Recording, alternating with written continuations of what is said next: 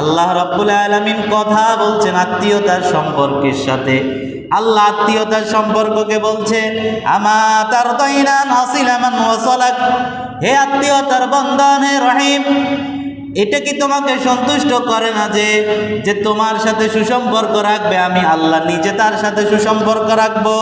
ওয়া আকতাউ মান কতাআকি, যে তোমার সাথে সম্পর্ক ছিন্ন করবে আমি আল্লাহ রাব্বুল আলামিন তার সাথে সম্পর্ক ছিন্ন করব। আল্লাহর এই কথা শুনে আত্মীয়তার বন্ধন কি বলে সেটা রাসূল জানিয়ে দিলেন। ক্বালাত বালা ইয়া রাব্বি, আত্মীয়তার বন্ধন বললেন হ্যাঁ হে আমার রব। তখন আল্লাহ বললেন কল বাহু আলাকি, তাহলে এই মর্যাদা আমি তোমাকেই দিলাম। প্রিয় ভাইয়েরা আমার, এই হাদিস শুনে আপনি কি বুঝলেন?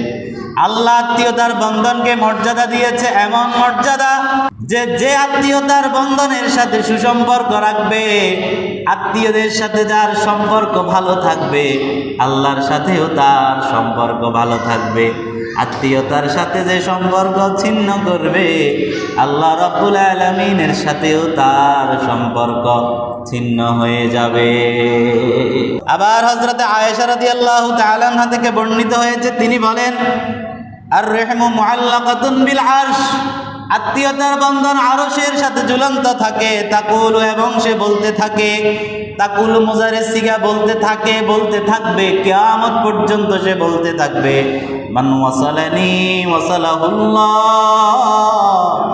ওয়া মান কাতাআনি কাতাআহুল্লাহ, যে আমার সাথে সুসম্পর্ক রাখবে আল্লাহ তার সাথে সুসম্পর্ক রাখবে, যে আমার সাথে সম্পর্ক ছিন্ন করবে আল্লাহ রাব্বুল আলামিন তার সাথে সম্পর্ক ছিন্ন করবে। আল্লাহর সাথে সম্পর্ক রাখতে চান, আত্মীয়র সাথে সম্পর্ক ছিন্ন করে রাখবেন? পারবেন না।